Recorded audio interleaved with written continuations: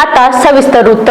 केंद्रीय अर्थसंकल्प 25-26 वर मुख्यमंत्री देवेंद्र फडणवीस यांनी आपली प्रतिक्रिया दिली आहे। फडणवीस म्हणाले, अर्थमंत्री निर्मला सीतारामन यांनी एक अभूतपूर्व अर्थसंकल्प सादर केला आहे।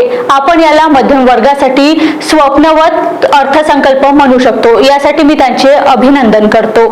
नरेंद्र मोदीजी आणि वित्त मंत्री श्रीमती निर्मला सीतारामन जी यांचे मी मनापासून आभार मानतो की मध्यम वर्गाकरता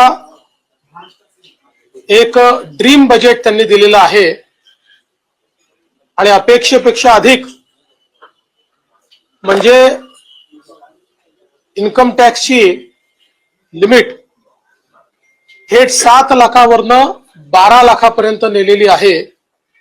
त्यामुळे आता 12 लाख रुपये उत्पन्न असणाऱ्यांना कोणताही टॅक्स भरावा लागणार नाही अशी जी इन्कम टॅक्सची रचना करण्यात आलेली आहे याचा मोठा फायदा मध्यमवर्गीयांना, नोकरदारांना, नवतरुणांना या ठिकाणी होणार आहे।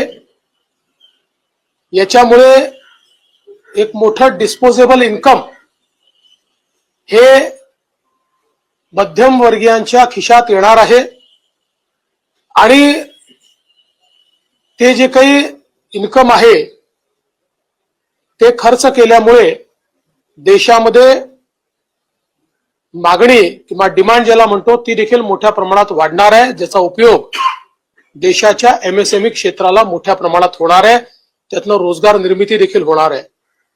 त्यामुळे मला असं वाटतं की या अर्थसंकल्पामध्ये अतिशय बोल्ड स्टेप ज्याला आपण म्हणू शकतो, अतिशय धीरानं घेतलेला अशा प्रकारचा हा निर्णय निश्चितपणे भारताच्या आर्थिक इतिहासातला मैलाचा दगड ठरेल असं माझं मत आहे।